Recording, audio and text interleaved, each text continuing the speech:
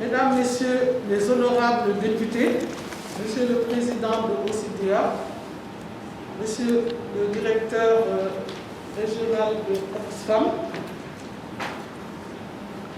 Madame la représentante de l'ambassadeur de Grande-Bretagne, Mesdames, Messieurs les membres des comités nationaux de l'ITIE, Mesdames, Messieurs les représentants des entreprises pétrolières et gazières et des organisations de la société civile, Mesdames, Messieurs, chers invités, en vos grades, titres et qualités, Mesdames et Messieurs,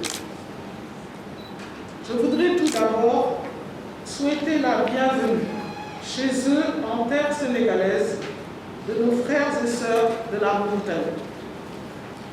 Ce moment d'échange et de partage est salué par tous les acteurs et parties prenantes qui s'intéressent à la gouvernance des ressources pétrolières et gazières dans nos deux pays. Nous sommes résolument engagés sur la voie d'une gestion transparente de nos ressources communes.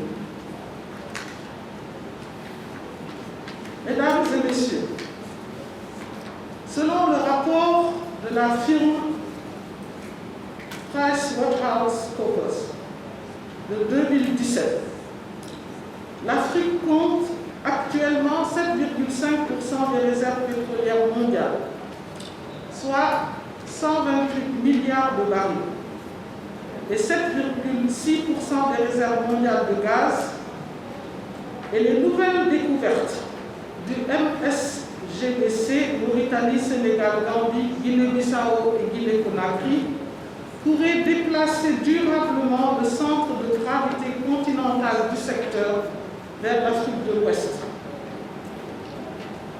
Depuis la découverte des gisements de gaz à la frontière entre le Sénégal et la Mauritanie, des questions tant en termes de leadership que de collaboration régionale pouvaient être posées.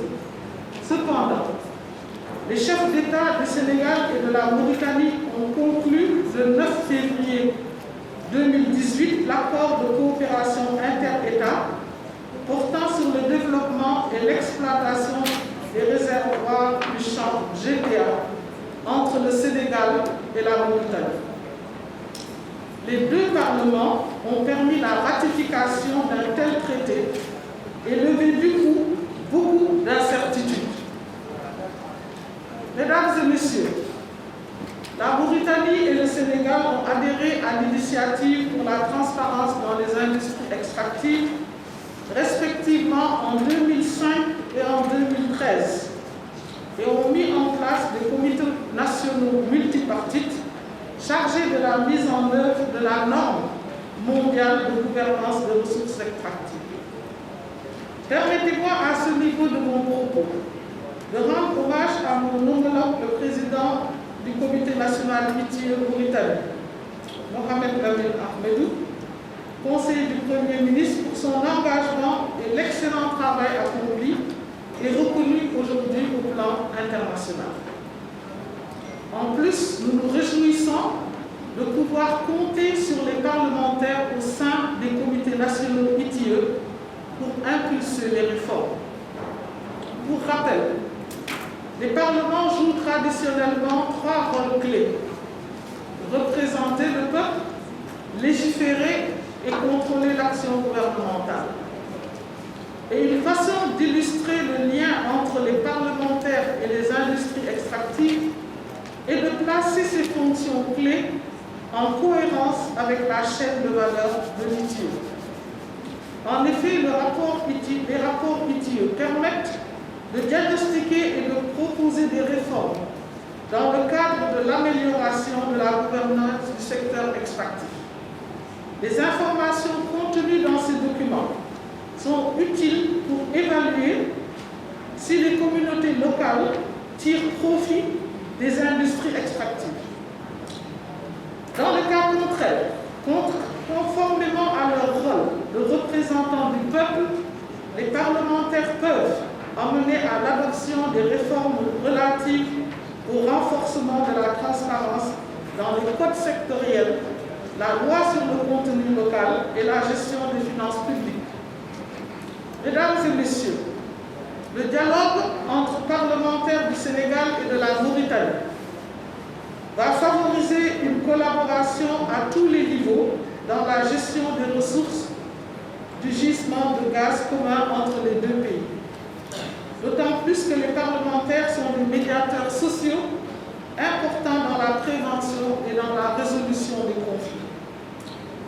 Je reste convaincu qu'avec le suivi des recommandations qui sortiront de ce dialogue, nos pays pourront servir de modèle en matière de gestion transparente de ressources gazières dans un contexte d'exploitation transfrontalière.